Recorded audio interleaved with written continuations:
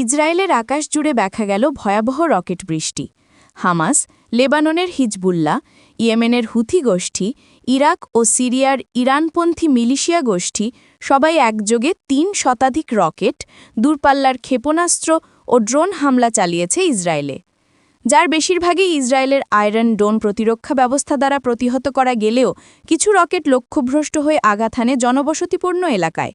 বিভিন্ন সূত্রের খবর অনুযায়ী দক্ষিণ ও মধ্য ইসরায়েলের একাধিক শহরে বিস্ফোরণের শব্দ শোনা যায়। আতঙ্কে বহু মানুষ আশ্রয় নেন বাংকারে। প্রাথমিক খবরে জানা গেছে, হামলায় বেশ কয়েকটি বাড়ি ও গাড়ি ক্ষতিগ্রস্ত হয়েছে। আহত হয়েছেন অন্তত ১৫ জন, যাদের মধ্যে কয়েকজনের অবস্থা আশঙ্কাজনক।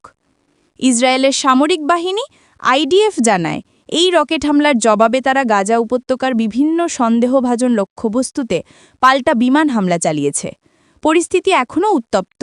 সীমান্ত জুড়ে মোতায়েন রয়েছে অতিরিক্ত সেনা। স্থানীয় বাসিন্দারা জানিয়েছেন, রাতভর আমরা ঘুমোতে পারিনি, শুধু বিস্ফোরণের শব্দ আর সাইরেন। মনে হচ্ছিল যুদ্ধ লেগে গেছে।